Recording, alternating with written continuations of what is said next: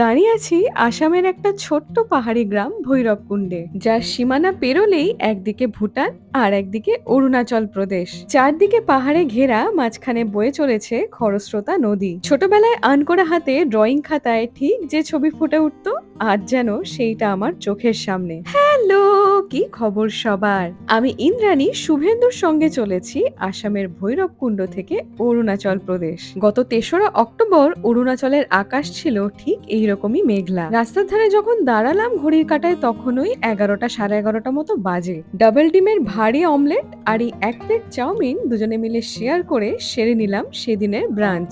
এই পথে ঘন ঘন কোনো খাবারের দোকান নেই, তাই ব্রেকফাস্ট বা লাঞ্চ যাই করুন একটু ভারী হওয়া দরকার। খাওয়া দাওয়া সেরে আবার পড়লাম বেরিয়ে, খানিকক্ষণ পরেই চোখ গেল নাম না জানা এই ঝর্ণার দিকে। সারা বছর ভারতের বিভিন্ন অংশে বিভিন্ন পাহাড় ভ্রমণ করার পরও আজও আমি হলফ করে বলতে পারবো না পাহাড়কে আমি খুব কাছ থেকে চিনি। আর এটাও ঠিক, খুব যে চিনতে চাই সেরকমটাও নয়, কারণ সবটা একেবারে জেনে নিলে বা চিনে ফেললে সেই মুগ্ধতা বোধহয় থাকে না।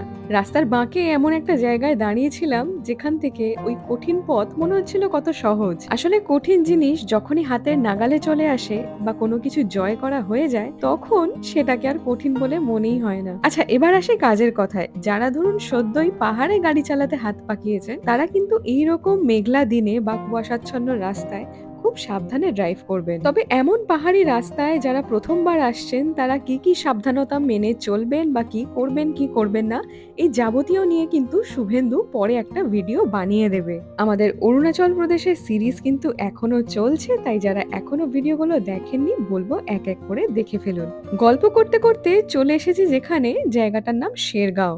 এখানে একটা ছোট্ট কফি শপ, সেখানে দুজনে মিলে খেলাম ২ কাপ গরম কফি আর নিয়ে নিলাম পরবর্তী কয়েকদিনের প্রয়োজনীয় টুকিটাকি কিছু খাবার দাবার। সকালবেলা যখন ট্রিপ শুরু করেছিলাম, তখনও জানি যে রাত্রে আমরা থাকতে চলেছি এই শেরগাঁওতে। কিন্তু শুভেন্দু তো শুভেন্দু, কারণ নিয়ম মাফিক সবকিছু করতে ওর আবার খুব একটা ভালো লাগে না।